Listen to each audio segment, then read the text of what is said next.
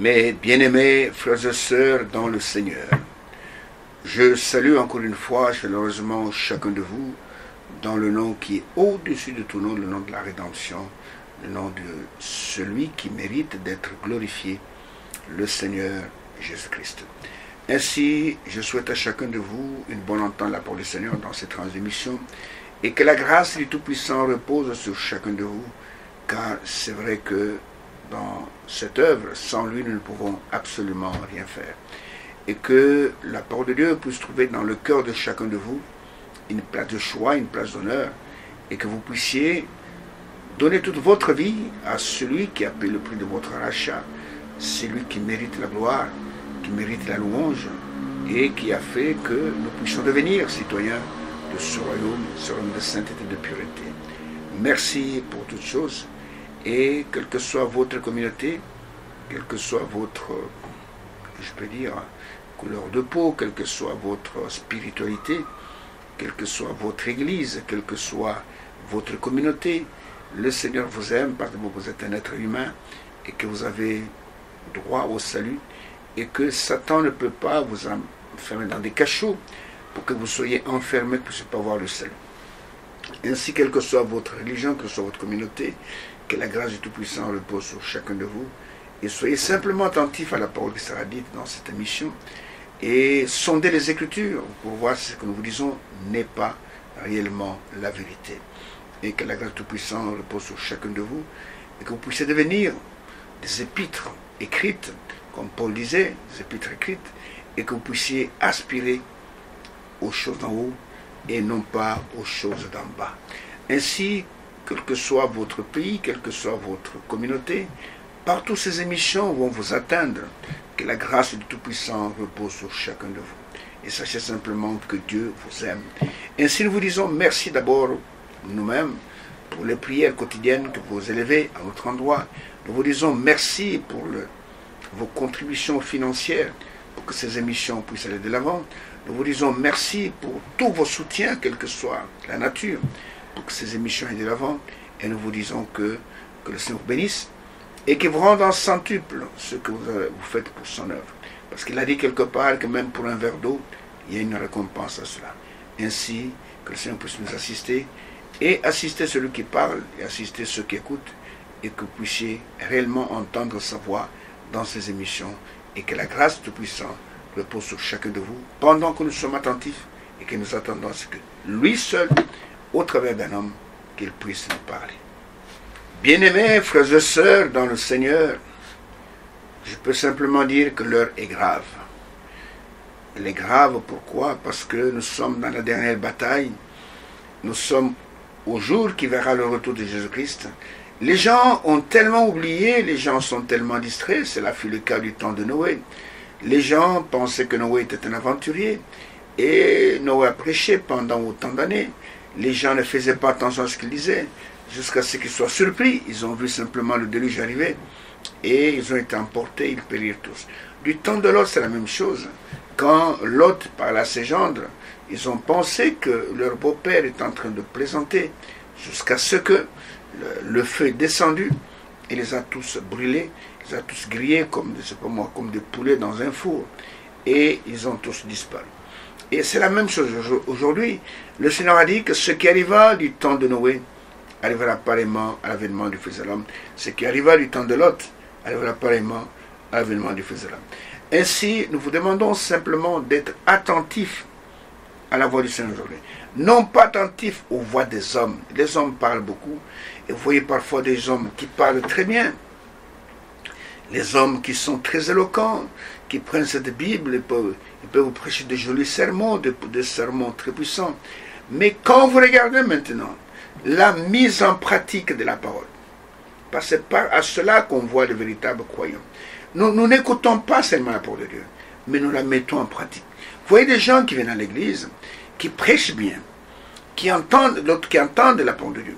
Mais quand vous arrivez à la pratique, vous voyez qu'ils ont des œuvres tout à fait démoniaques, qui n'ont rien à voir avec la parole du Seigneur. Vous voyez que ces gens-là, c'est pour le Seigneur dit que c'est à leurs fruits que vous les reconnaîtrez. C'est à la vie qu'ils manifestent que vous les reconnaîtrez. Vous voyez par exemple des prédicateurs qui prêchent bien, qui vous disent, écoutez, nous sommes en train de combattre les démons de ceci. Et vous voyez, dans son église, il y a des femmes qui sont en train de chanter en collant, s'il vous plaît, en collant. Et sans aucune pudeur. C'est ce qui nous montre l'esprit qui est dans l'église. Ce n'est pas les jolies prédications du pasteur. C'est la vie qui est dans l'église qui nous montre qui vous êtes. Vous voyez, par exemple, regardez vos groupes musicaux. Regardez comment ils dansent, comment ils se trémoussent. Et c'est comme des petits diables. Vous comprenez? C'est comme des petits diables. Ça n'a aucun rapport avec la véritable adoration. Le Seigneur a dit que le Père cherche des vrais adorateurs, qu'il adore en vérité et en esprit. Parfois, je suis attristé. Je suis attristé de voir que, avant nos émissions, on nous met des groupes, soi-disant, musicaux, religieux, qui sont totalement en contradiction avec la parole qui va suivre après. Qui sont totalement en contradiction. Vous voyez parfois les gens qui vous dansent, les danses tout à fait mondaines. Et eux, dans leur esprit, ils pensent qu'ils adorent Dieu. Mais en fait, écoutez-moi bien, la plupart adorent Satan sans le savoir. Satan se fait adorer dans l'église. Et les gens dansent pour Satan, ils ne savent pas, de jeunes filles mal habillées, des hommes avec des danses impudiques. Et on vous le passe là-bas. Vous êtes très content d'écouter. En tout cas, on est en train de glorifier le Seigneur. Alors, c'est pourquoi, quand vous entendez sa voix, s'il vous arrive de capter sa voix, d'entendre la voix du Seigneur, accrochez-vous à cette voix, parce que dans cette voix, il y a la vie véritable. Alors, nous avons montré ceci, et nous le répétons tout le temps, que dans ces émissions, nous ne vous parlons pas de blabla. Nous ne parlons pas de n'importe quoi. Écoutez-moi bien, vous qui avez accepté de nous écouter aujourd'hui, dans ces émissions, vous entendez réellement la voix de Dieu dans ces derniers jours. Vous entendez certainement Dieu vous parler au travers de sa parole. Ici, on ne fait pas la publicité d'une communauté. On ne fait pas la publicité d'un bishop, d'un archibishop. Non. Ici, nous adorons une seule personne, c'est le Seigneur de gloire, c'est le Seigneur Jésus-Christ. Et nous voyons que nous vous parlons du dernier message adressé à toutes les nations, pour que ces nations puissent fuir les cachots de Satan, pour qu'elles puissent sortir de tous les esclavages, et que ces nations puissent venir plutôt individuellement, parce que dans le Nouveau Testament, nous, en tant que gens des nations, Dieu nous sauve individuellement. Il ne sauve pas par nation. Mais la Bible dit que cette nouvelle sera prêchée dans le monde entier, pour que tout le monde puisse l'entendre. Et que ceux qui ont les oreilles pour entendre la voix du Seigneur, qu'ils quittent la confusion, qu'ils quittent Babylone, et qu'ils viennent au Seigneur pour entendre la voix de Dieu, la voix qui libère, la voix qui transforme, la voix qui sanctifie, et qu'ils puissent venir à la véritable liberté. Parce qu'il est écrit dans Galates chapitre 5, verset 1er, que c'est pour la liberté que Christ nous a franchis. Christ ne nous a pas franchis pour que nous puissions venir dans l'église et être des pantins, être des jouets de Satan. Et regardez, il y a des gens qui sont dans l'église. D'abord, le mot église signifie, ecclésia signifie ceux qui sont appelés hors d'eux. Si tu n'as jamais été appelé hors du monde, alors je peux te dire avec assurance que tu ne fais pas partie de l'église. Dans l'église de l'ecclésia, c'est-à-dire de ceux qui ont été appelés à sortir de l'Égypte spirituelle, de sortir du monde, pour servir le Seigneur dans la sainteté et dans la pureté. Alors nous voyons que dans ces émissions, vous êtes en train d'entendre le dernier avertissement, le dernier message adressé à toutes les nations pour que ces nations se préparent pour le retour du Seigneur Jésus-Christ. Parce que le Seigneur ne peut pas venir sans que son peuple soit préparé. C'est comme du temps de Jean-Baptiste. Il était dit que voici, j'envoie mon messager devant moi pour qu'il prépare le chemin. Et quand Jean-Baptiste est apparu, regardez comment Jean-Baptiste, quand il parlait à ceux qui venaient à son baptême, regardez les paroles que Jean-Baptiste prononçait. Dans Matthieu chapitre 3, si vous allez avec moi, dans Matthieu chapitre 3, quand Jean-Baptiste est apparu, regardez, et quand il est venu, qu'est-ce qu'il disait? Matthieu chapitre 3, et il est dit du verset 1 jusqu'au verset 3, et il est dit, en ce temps-là parut Jean-Baptiste, qui était un prophète messager, un prophète promis, prêchant dans le désert de Judée. Et il disait, il avait un message. Il n'est pas seulement venu pour raconter des blabla. Il disait, répondez-vous, car le royaume des cieux est proche. Jean est celui qui avait été annoncé par Ésaïe le prophète, lorsqu'il dit, c'est ici la voix de celui qui crie dans le désert. Écoutez maintenant, préparez le chemin du Seigneur, aplanissez ses sentiers. Jean était la voix de ceux qui sont dans le désert, préparez le chemin du Seigneur. Et le message que nous avons reçu aujourd'hui, qui est précurseur de la venue du Seigneur, et ce message nous dit aussi, préparez-vous à la rencontre de l'époux qui va venir et aplanissez ce sentier. Que celui qui suivait des mauvaises voies, qu'il puisse abandonner ses voies et venir à la vérité. Et nous voyons que beaucoup de gens ne font pas attention à cela.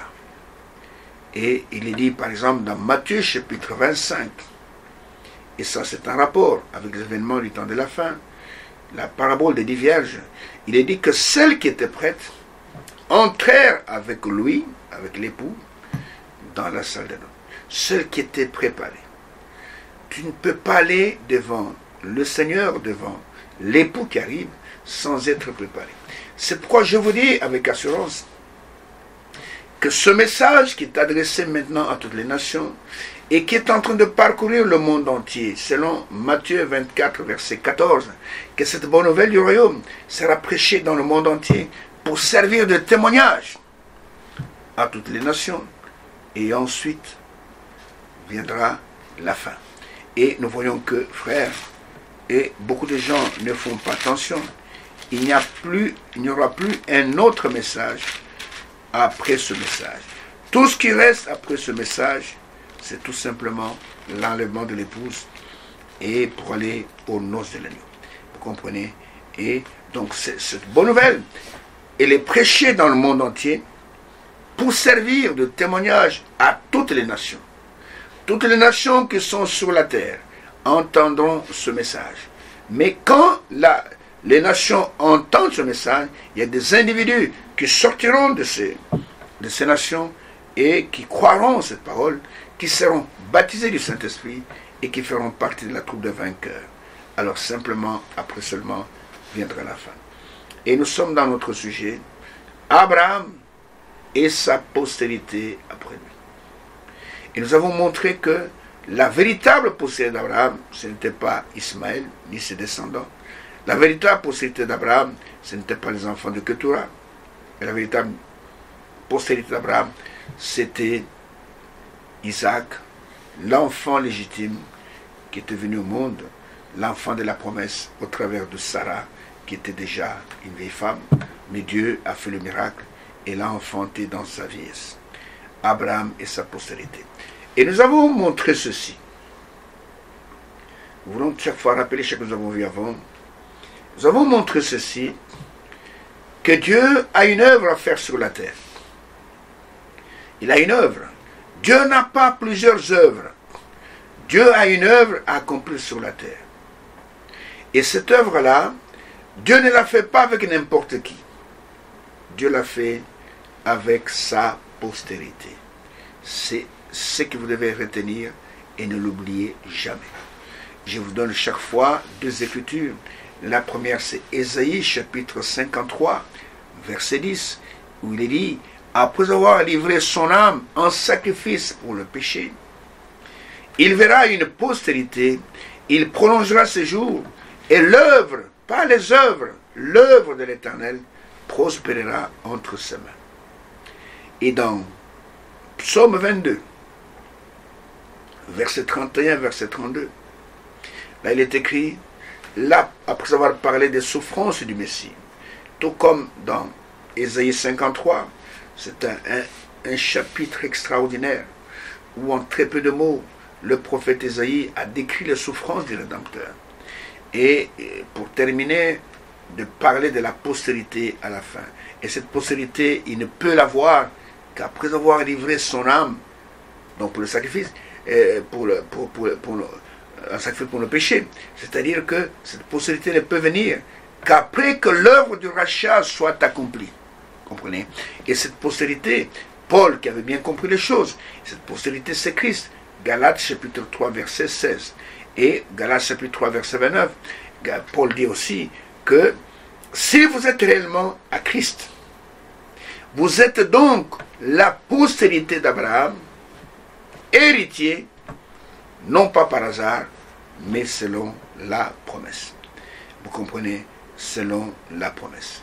Et dans le psaume 22, le psaume qui nous parle de souffrance du Messie, ce psaume qui commence par ce cri que le Seigneur a lancé là sur le bois du calvaire, le crucifié, il a crié, mon Dieu, pourquoi m'as-tu abandonné? Tu étais avec moi tous ces jours-ci, pourquoi tu m'as laissé seul?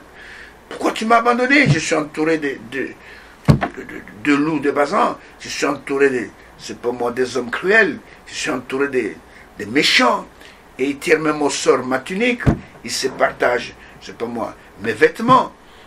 Et pourquoi m'as-tu abandonné?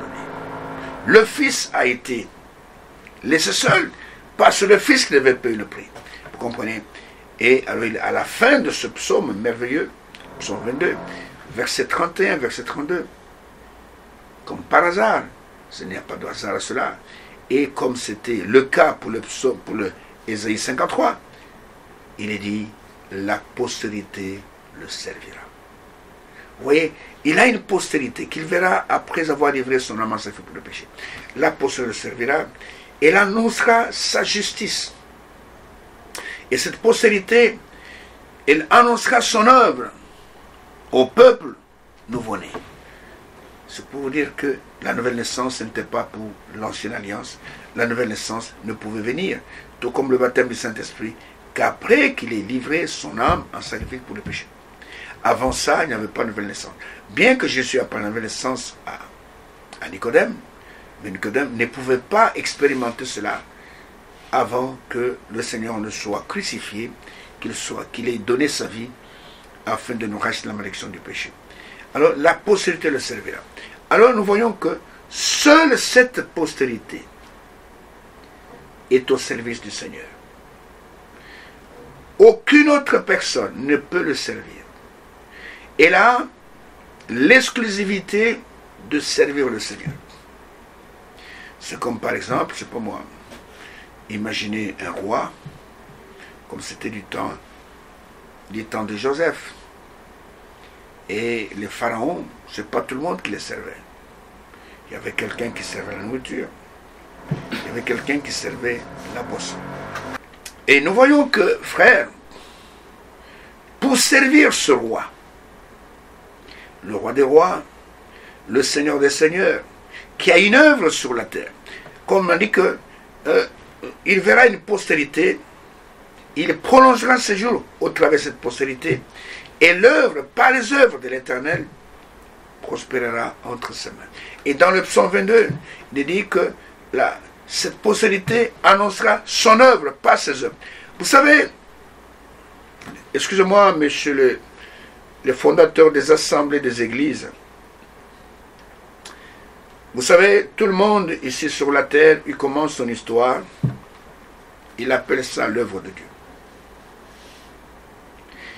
Il sait très bien que dans son cœur, il cherche l'argent, il cherche la popularité, il cherche à être connu. Il fait son œuvre, il met un bon nom là sur le mur, et puis il dit, écoutez, ça c'est l'œuvre de Dieu, Dieu vient bénir mon œuvre ici.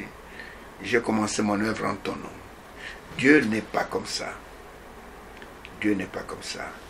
L'œuvre de Dieu, écoutez, c'est lui-même qui la commence, c'est lui-même qui l'achève. Et il la commence avec des hommes que lui-même a choisis. Ce n'est pas des hommes qu'on lui a recommandés. Non, il n'y a personne qui peut recommander à Dieu des personnes pour commencer son œuvre. Quand le Seigneur est venu dans ce corps de chair et qu'il a choisi ses disciples, personne n'est venu avec des gens qui étaient recommandés. Il les a appelés par prédestination. Il a appelé Simon par prédestination. Il a appelé André, son frère, par prédestination. Il a appelé Lévi, qui est devenu Barthélemy, par prédestination. Vous comprenez? Il a appelé par prédestination. Il n'a pas appelé, il n'y a personne qui ait des recommandations. Non, Seigneur, je te recommande, c'est pas mon fils ici, et prends-le comme disciple. Non. Il connaissait ceux qui allaient travailler avec lui. C'est ainsi que, quand il va prolonger son œuvre au travers de la postérité, il va le faire avec des hommes qu'il a connus lui-même d'avance. Des hommes qui sont prédestinés. Des hommes qui vont expérimenter la nouvelle naissance. Des hommes qui vont expérimenter la véritable sanctification. Des hommes qui seront libérés de toutes les souillures du monde. Des hommes qui seront lavés, qui seront purifiés des mauvais esprits et qui seront à son œuvre, afin que l'œuvre de Dieu ne soit pas un objet de blâme. Et nous voyons que tout le long même le long de l'Ancien Testament, le Seigneur n'a jamais utilisé des hommes souillés. S'ils étaient souillés, il devait d'abord les sanctifier, les laver. Et nous voyons que pour notre temps, le Seigneur va achever son œuvre. Parce que l'apôtre Paul dit quelque part dans les évangiles, dans les épîtres, il dit que celui qui a commencé de bonne œuvre en vous, c'est lui-même qui l'achèvera. Il l'achèvera au travers des ministères que lui-même a choisis. Dieu n'a besoin d'aucune école de théologie. Dieu n'a besoin d'aucune école, c'est pas moi, des pasteurs, pour avoir des serviteurs sur la terre. Dieu n'a besoin d'aucun séminaire, petit ou grand, pour former ses serviteurs. Mais il a besoin, il va retrouver sur la terre des hommes et des femmes qu'il a connus avant la fondation du monde. Mais pour son service, il a des hommes qui sont préparés d'avance et qu'il va appeler au temps opportun. Alors ces personnes, pour le Nouveau Testament, quand le temps arrive, c'est lui seul qui les appelle, il les appelle par sa parole. C'est lui seul qui les sanctifie. Écoutez, et c'est lui seul qui les baptise du Saint-Esprit. Aucun homme sur la terre ne peut donner à son frère le Saint-Esprit. Et pourtant, il faut le Saint-Esprit pour pouvoir servir le Seigneur. Parce que c'est l'Esprit de Dieu qui seul connaît les choses de Dieu. Selon qu'il est écrit dans 1 Corinthiens chapitre 2, je le lis un peu rapidement pour vous. Vous voulez lire autre chose? Je vais lire ça d'abord. 1 Corinthiens chapitre 2. Voilà ce qui est écrit à propos du Saint-Esprit. Il est écrit à partir du verset 9, 1 Corinthiens chapitre 2. Mais comme il est écrit, ce sont des choses que l'œil n'a point vues. Des choses de Dieu. Que l'oreille n'a point entendu. Et qui ne sont point montées au cœur de l'homme, c'est-à-dire qu'il ne pouvait même pas imaginer. Au cœur de l'homme, des choses que Dieu a préparées pour ceux qui l'aiment. Dieu nous les a révélées par l'Esprit. Car l'Esprit sonde tout, même les profondeurs de Dieu. Et la question est posée, qui donc parmi les hommes connaît les choses de l'homme? C'est l'Esprit de l'homme qui est en lui. De même, écoutez, personne ne connaît les choses de Dieu, si ce n'est l'Esprit de Dieu. Donc, tous ces professeurs d'école de théologie, ils perdent leur temps. Ils veulent enseigner Dieu, la question est posée. De même, personne ne connaît les choses de Dieu. Personne. Personne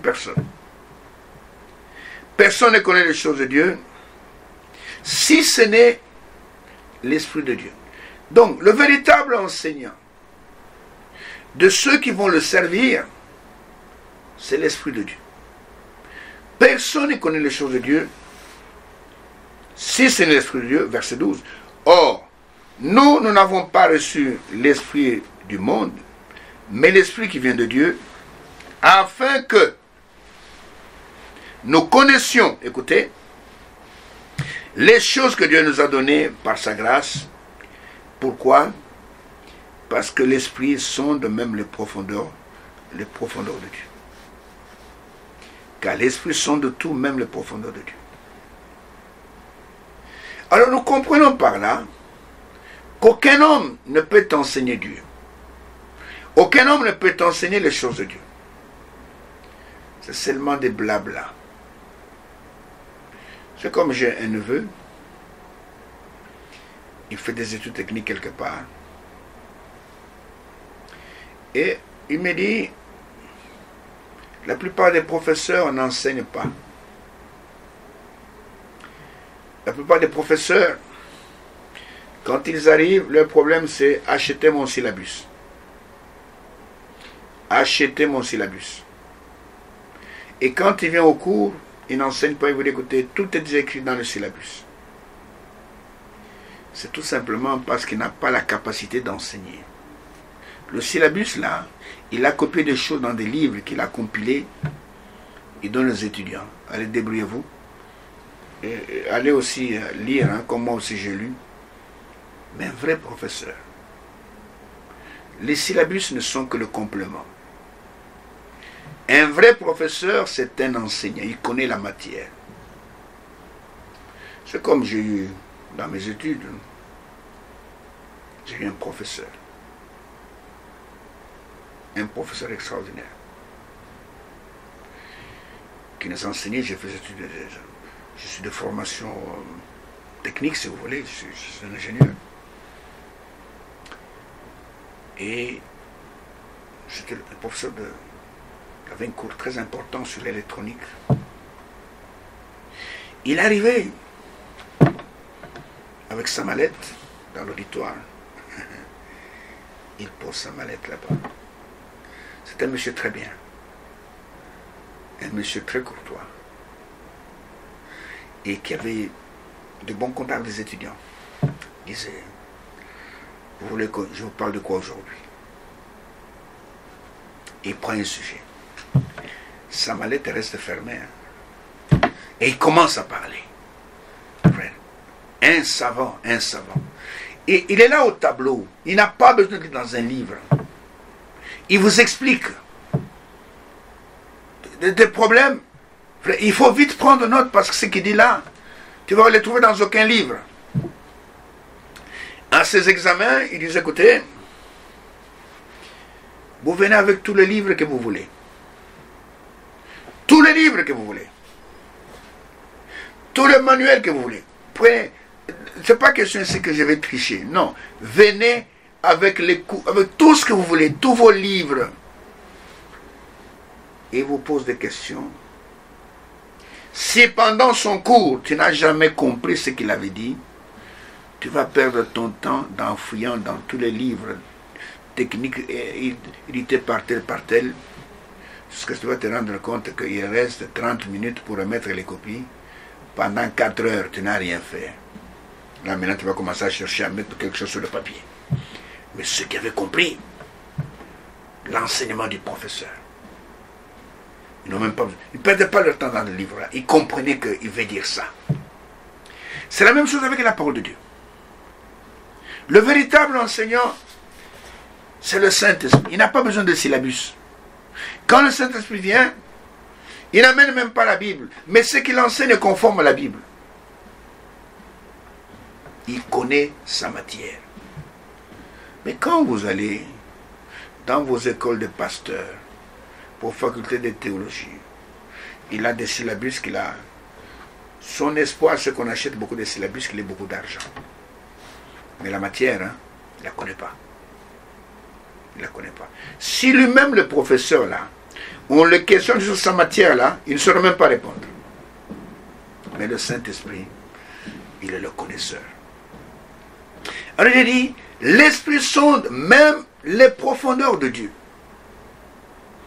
C'est pourquoi il est écrit, je répète tout le temps, Jean chapitre 6, verset 45, ils seront tous enseignés de Dieu. Nous devons être enseignés par le véritable enseignant. Notre enseignant, c'est Dieu. Alors regardez ce que Jean-Baptiste a dit. Alors, bon, je continue un peu d'abord. Je termine au verset 13. D'un Corinthiens chapitre 12. Il dit, et nous en parlons non avec le discours qu'enseigne la sagesse humaine, donc les choses de Dieu, mais avec ceux qu'enseigne l'Esprit, employant un langage spirituel pour les choses spirituelles. Non avec des discours qu'enseigne la sagesse humaine dans les facultés de théologie, dans les écoles de pasteurs, dans les séminaires, avec les syllabus qu'ils ont préfabriqués, mais avec la sagesse qui vient du Saint-Esprit, donc avec ce qu'enseigne l'Esprit, employant un langage spirituel pour des choses spirituelles. Et voilà ce que Jean-Baptiste disait à propos du Saint-Esprit. Matthieu chapitre 3. Jean-Baptiste disait aux gens, verset 11, « Moi je vous baptise d'eau pour vous amener à la repentance. Mais celui qui vient après moi est plus puissant que moi. Je ne suis pas digne de porter ses souliers. Lui, et uniquement lui, il vous baptisera, lui, il vous baptisera du Saint-Esprit et du feu. » Vous entendez, mon frère, ma soeur? Le Saint-Esprit, le baptême de feu du Saint-Esprit, c'est le domaine exclusif du Seigneur lui-même. Dans ton église, là, avec ton pasteur, la grille ténébreux par la main, je vais envoyer le feu. Fire, fire, fire, c'est du théâtre. C'est même un blasphème. Oh, nous allons prier pour envoyer le feu, afin que le feu brûle tous tes ennemis. Tu n'as pas le Saint-Esprit. Aujourd'hui, on n'envoie plus le feu pour tuer les gens. À moins que tu sois sorcier. On n'envoie pas le feu. Oh, nous allons prier. Alors, il faut envoyer le feu pour tuer les sorciers, tes ennemis, et que le feu les détruise. Non. Aujourd'hui, nous sommes au temps de la grâce. Aujourd'hui, la Bible dit, le Seigneur dit que priez même pour vos ennemis, même pour ceux qui vous persécutent. Ne leur envoyez pas le feu. Un jour, les disciples sont revenus, pendant que je avais envoyé évangéliser, et ils ont dit, Seigneur, dans un village, on ne nous a pas bien reçus. On voulait faire descendre le feu pour que le feu détruise tous ces gens du village. Qu'est-ce que le Seigneur leur a dit? Vous ne savez pas de quel esprit vous êtes animés. Le Fils de l'homme est venu pour sauver et non pas pour perdre, pas pour tuer. Et nous, si nous avons le même esprit, et nous ne sommes pas là pour tuer les gens.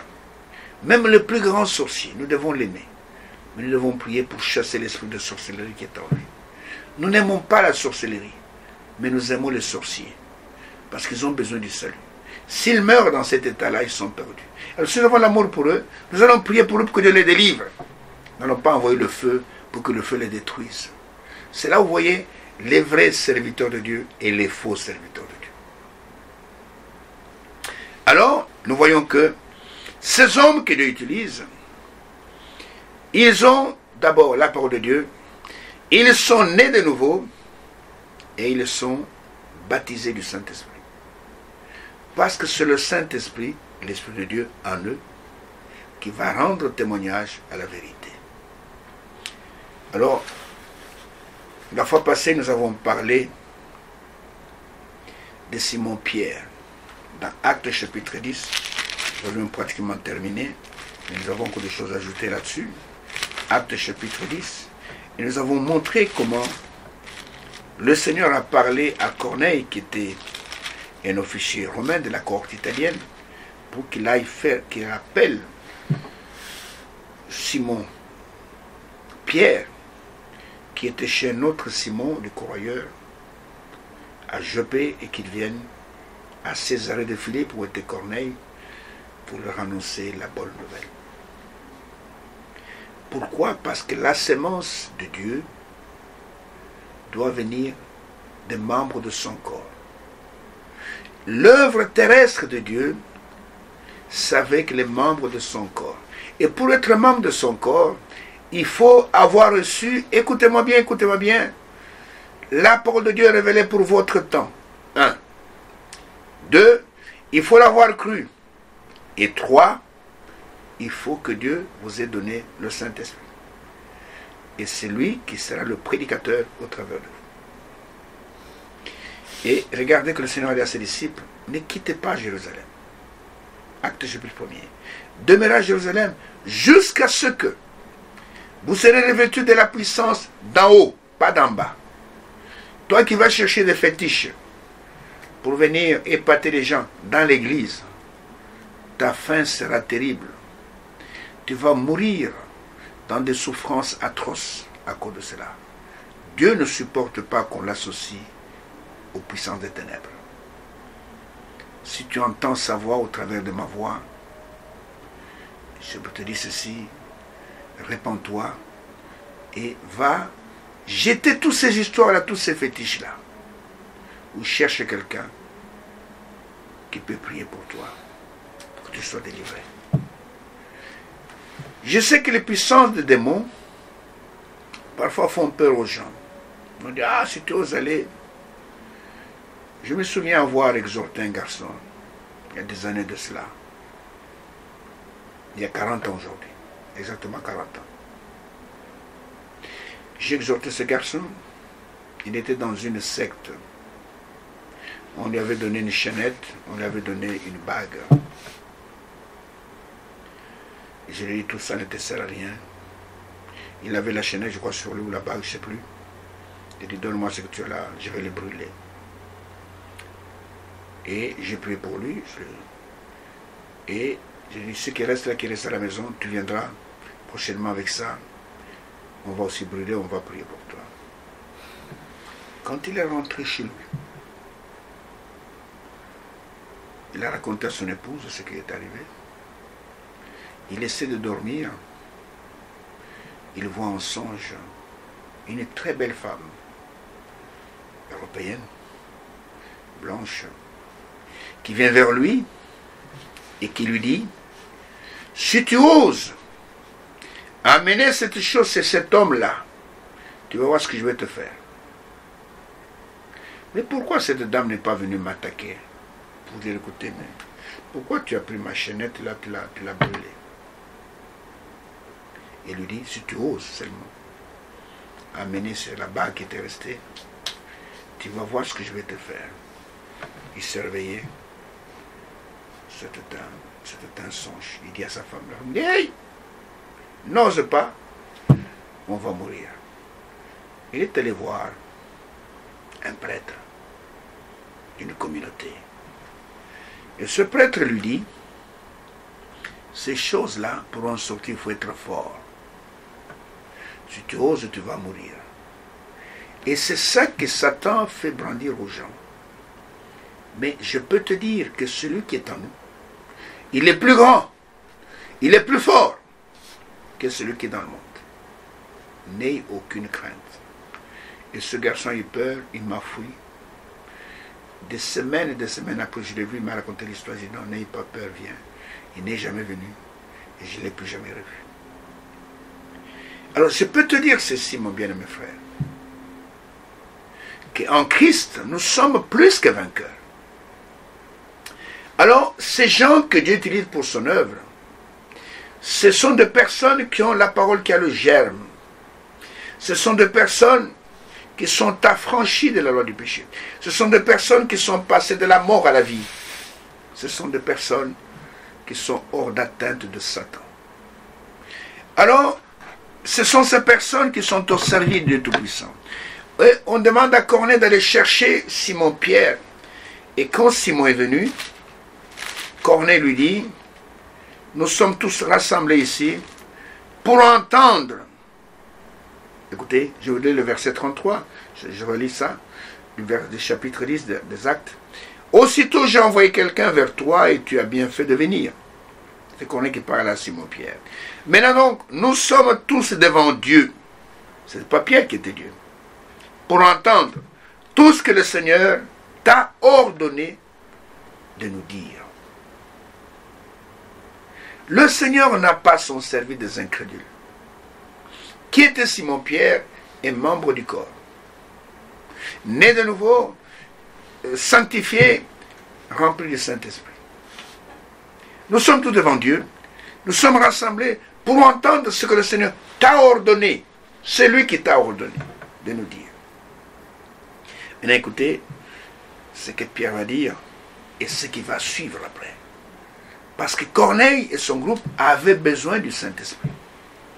Le Saint-Esprit, c'est la vie de Dieu qui vient en vous. Le Saint-Esprit, ce n'est pas un esprit de rigolade, un esprit, je ne sais pas moi, d'amusement, non. Maintenant écoutez, prenons Actes chapitre 10, commençons par le verset 34. Et nous allons d'abord aller jusqu'au verset 43. Voilà ce qui va se passer. Alors Pierre, ouvrant la bouche, et dit, en vérité, Dieu, en vérité, je reconnais que Dieu ne fait point de favoritisme. Mais quand toute nation, celui qui le craint et qui pratique la justice lui est agréable, il a envoyé la parole aux fils d'Israël. C'est très important. En leur annonçant la paix par Jésus-Christ qui est le Seigneur de tous. Vous savez ce qui est arrivé dans toute la Judée. Après avoir commencé en Galilée, il a, à la suite du baptême que Jean a prêché, vous savez comment Dieu a oint du Saint-Esprit et de force Jésus de Nazareth, qui allait de lieu en lieu, faisant du bien et guérissant tous ceux qui étaient sous l'empire du diable, car Dieu était avec lui.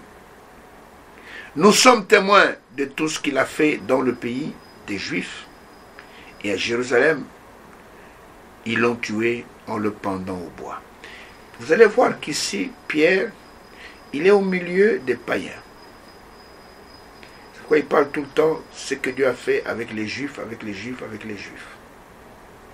Et comment les Juifs ont pris ce Jésus qui était loin et l'ont pendu au bois. Verset 40.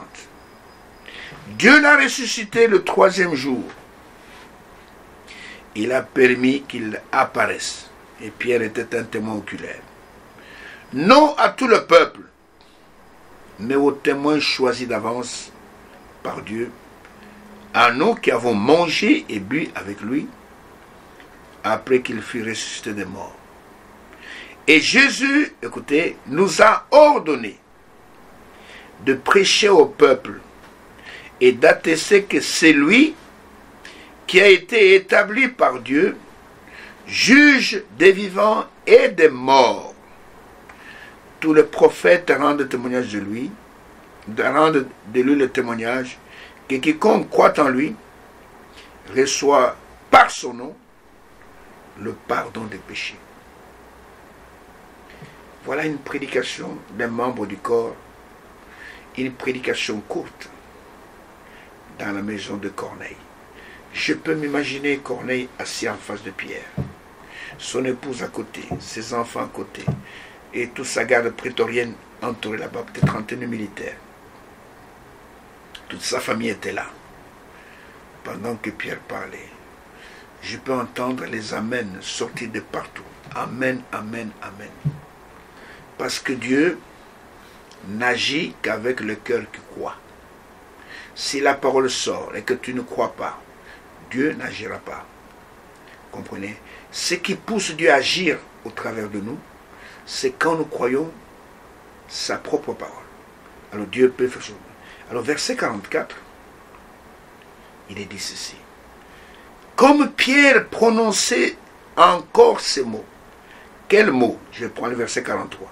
Tous les prophètes rendent de lui le témoignage que quiconque croit en lui, pas dans la dénomination, pas dans le super-évêque, pas dans l'archevêque, l'archibishop, mais que quiconque croit en lui, par son nom, pas par le nom de Marie, pas par le nom de Saint Gabriel, de Saint François, de Saint c'est pas moi, Saint Baptiste, c'est pas tout ce que vous voulez. Quiconque croit en lui, reçoit par son nom le pardon des péchés. Le nom de Jésus est au centre de l'œuvre de la rédemption. Si vous rejetez ce nom, vous rejetez la rédemption. Vous ne pouvez recevoir le pardon des péchés que dans le nom de Jésus. Il n'y a pas de pardon de péché dans la formule trinitaire. Au nom du Père, du Fils et du Saint-Esprit. Il n'y a pas de pardon là-bas. La rédemption, le pardon de péché, nous l'avons uniquement en son nom. C'est pourquoi l'apôtre Paul, dans Colossiens 3, verset 17, il dit, tout ce que vous faites, en parole en acte, faites-le au nom du Seigneur Jésus-Christ, en rendant par lui des actions de grâce à Dieu le Père. Vous savez, le nom de Jésus est un mystère. Pourquoi ce nom est-il un mystère? Parce que si les gens comprenaient la signification de ce nom, et pourquoi ce nom a été donné, ils sauteraient de joie à la leçon. Il n'y a pas de salut dans le nom de Marie. N'en déplaise à ceux qui adorent Marie du matin au soir. Vous perdez votre temps. Aucun salut dans le nom de Marie. Aucun. Il n'y a pas de salut dans le nom de Joseph. Aucun. Il n'y a pas de salut dans le nom de Philippe. Aucun. Il n'y a pas de salut dans le nom, c'est pas moi, de Pierre. Beaucoup de gens pensent que l'église est bâtie sur Pierre. Non. L'église est bâtie sur la révélation de qui il est. Sur ce roc, je bâtirai mon église. Et nous voyons que nous recevons par son nom. Pas au nom de la Sainte Trinité. Pas au nom de la Sainte Vierge. Nous recevons le pardon des péchés. C'est pourquoi Pierre, le jour de la Pentecôte, pendant qu'il prêchait aux Juifs, il leur dit, répentez-vous. Quand ils ont écouté, hommes frères, que ferons-nous? Répentez-vous et que chacun de vous soit baptisé, non pas dans la formule trinitaire, de Père, Fils, Saint-Esprit. Tu peux me dire, poser la question, est-ce que Pierre n'a pas fait une erreur là-bas en contredisant ce que le Seigneur avait dit? Pierre, non. Pierre a totalement obéi. Monsieur le professeur de théologie, Pierre n'a fait aucune erreur. Dans Matthieu 28, verset 19, le Seigneur parlait d'un nom. Allez baptiser dans le nom de celui qui est Père, Fils et Saint-Esprit, une seule personne. Le nom de son lié. Allez baptiser dans le nom. Mais vous savez que vous ne comprenez pas. Attendez, il y a un professeur qui va venir après, c'est le Saint-Esprit. Il va vous révéler ça. Et le jour de la Pentecôte, le professeur est venu, il leur a dit, le nom dont le Seigneur parlait, c'est le nom de Jésus. Le nom, Jésus signifie Yahweh Sauveur. C'est ce que ça veut dire. Et Christ, c'est loin. Jésus, c'est l'homme. Et Christ, ça veut dire l'onction qui était en lui. Alors, au verset 44, il est dit, comme Pierre prononçait encore ces mots. Voilà ce qui s'est passé. Le Saint-Esprit descendit sur tous ceux qui écoutaient la parole. Pas tous ceux qui étaient dans une messe, par exemple, non. Pas tous ceux qui étaient dans un concert, non. Pas tous ceux qui écoutaient des credos des hommes, mais sur ceux qui écoutaient la parole. Le Saint-Esprit ne peut descendre que sur ceux qui écoutent la parole. Tous les fidèles circoncis, c'est-à-dire les Juifs, qui étaient venus avec Pierre, furent étonnés de ce que le don du Saint-Esprit était aussi répandu sur les païens. Quand ils les entendaient parler en langue et glorifier Dieu. Alors Pierre dit, peut-on refuser l'eau du baptême à ceux qui ont reçu le Saint-Esprit aussi bien que nous?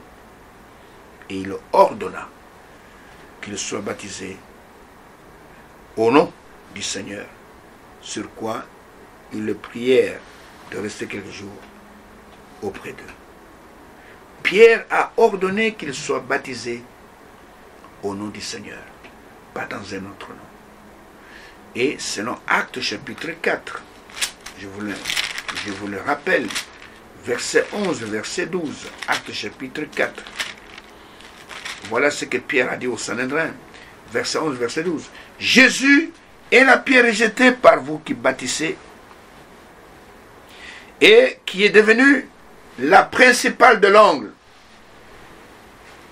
La pierre principale. Il n'y a de salut en aucun autre. Dites amen là où vous êtes. Il n'y a de salut en aucun autre. Car il n'y a sous le ciel aucun autre nom. Il n'y en a pas, aucun autre. Il n'y en a même pas deux. Qui était donné parmi les hommes par lesquels nous devions être sauvés. Le nom de Marie ne sauve pas. Le nom de Branham ne sauve pas. Le nom de Thomas ne sauve pas. Le nom de, je sais pas moi, le saint congolais Bakanja ne sauve pas. Le nom de Anorite ne sauve pas. Le nom de tous les saints qui sont dans le monde entier ne sauve pas. Un seul nom sauve. Au travers duquel nous avons le salut, c'est le nom de Jésus. Et Jésus était la divinité manifestée. Alors nous voyons que le Saint-Esprit est descendu sur ceux qui étaient là, qui écoutaient la parole quand Pierre a prononcé. Écoutez ce que Frère Branham dit à ce sujet-là. Et puis nous allons nous arrêter pour aujourd'hui. Et il est dit à la page de cette prédication de la parole de la semence originale, il dit, après avoir parlé de Philippe, comment Philippe est allé vers l'eunuque éthiopien, et comment Philippe était membre du corps, Pierre aussi était membre du corps. Et Frère Branham dit, maintenant écoutez ceci. La même chose arriva dans Actes, chapitre 10, verset 48. Pierre était sur le toit de la maison. Un ange le dirigea vers la maison de Corneille. Mais d'où vint la parole? Ou la sémence? Du corps. Je me sens bien, dit Frère Branham. J'ai envie de continuer le voyage. Un ange vint et lui dit, ne t'inquiète pas, ne regarde pas cela comme impur. Va de l'avant, ne pense à rien. Et tandis que Pierre prononçait ces mots, pas l'ange, pas le cardinal, tandis que Pierre prononçait ces paroles, que se passa-t-il? Il était le corps. Il avait la parole. Pierre avait la parole. La parole trouva prise et s'est accrochée dans les âmes de ces gens-là. Oh frère, l'ange dirigea, mais la vie vint par l'intermédiaire du corps de Christ. Vous comprenez? L'ange l'a dirigé, c'est vrai, mais la vie est venue par Pierre. Quand Pierre prononça encore ces paroles, ce n'est pas un ange qui a fait cela. Alors, le Saint-Esprit est descendu. Et le Saint-Esprit ne peut descendre que sur ceux qui écoutent la parole. Vous trouvez des gens dans des interprétations, dans des fausses histoires, et ils vous amènent des photos là. Ah, quand nous étions dans notre assemblée, la colonne de feu est venue. La colonne de feu est venue faire quoi chez vous? Avec des fausses interprétations, avec les tonnerres révélés, des choses comme ça. Qu'est-ce que le Saint-Esprit viendra faire? Le Saint-Esprit est descendu sur ceux qui écoutaient la parole. Ne l'oubliez jamais. Acte 10, verset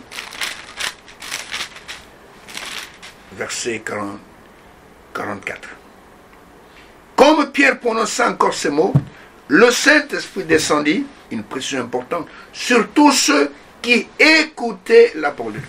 Et aujourd'hui, la vraie parole, excusez-moi de vous le dire, c'est dans ce message. Tu n'auras pas de Saint-Esprit en dehors de ce message prêché par les membres du corps. Il y a aussi beaucoup de faussaires qui prennent le même message que le prêche, mais qui ne sont pas membres du corps, qui n'ont pas le germe de vie. Il n'y aura jamais de Saint-Esprit là-bas. Il faut que la sémence soit apportée par les membres du corps. Philippe l'apporta à l'eunuque éthiopien, Pierre l'apporta chez Corneille, et le Saint veut dire que allez chercher Pierre. Ne cherchez pas l'évêque du coin, ne cherchez pas l'archevêque du coin. Allez chercher Pierre. Il a le germe, il a la parole. Et pendant que ce qu'il a prononcé, n'importe qui pouvait le prononcer, mais il n'y a rien qui va se passer. Mais quand la parole est prononcée par une bouche autorisée, alors le Saint-Esprit est obligé de descendre et de confirmer que la parole qui vient de prononcer est véritable. Souvenez-vous d'Ésaïe 44, verset 26, où le Seigneur dit, je confirme la parole de mes envoyés. Et j'accomplis plutôt la parole de mes envoyés, je confirme mes serviteurs. Et nous voyons ici que pourquoi on est allé chercher Pierre?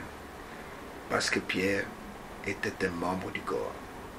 Et en tant que membre du corps, il avait le ainsi de le Seigneur.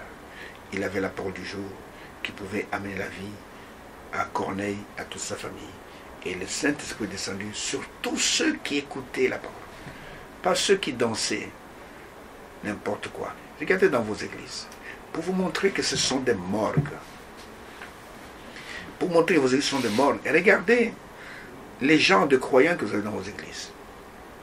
Regardez comment ils dansent. Regardez les accoutrements des femmes. C'est ça qui montre que cette église, c'est une morgue. Cherchez une église où Dieu est adoré dans la sainteté et dans la pureté. Cherchez des gens qui chantent comme David. David chantait, il prenait l'harpe, il chantait. Et quand David chantait, la musique de David chassait le démon qui tourmentait Saoul. Vous, vos musiques à vous, ne chassent pas les démons, mais attirent les démons. Regardez quand vous faites vos campagnes, vous montez des podiums là, et vous commencez à chanter avec un orchestre là, comme les mondains, 4 chanteurs devant, avec des majorettes à côté, qui chantent, ainsi de suite. Regardez maintenant ce qui se passe devant le podium. Comment les chégués et tout ce monde danse devant. Cela vous montre que ce n'est pas l'Esprit de Dieu. Là, c'est l'esprit de mort. Nous voulons les membres du corps qui apportent la semence. La semence qui est le germe. Nous voulons avoir la vie et non pas avoir la mort. Ainsi que Dieu vous bénisse. Et nous n'avons pas encore terminé. Donc, prendre quelques cas pour montrer que Dieu n'utilise que les membres de son corps qui sont sa postérité.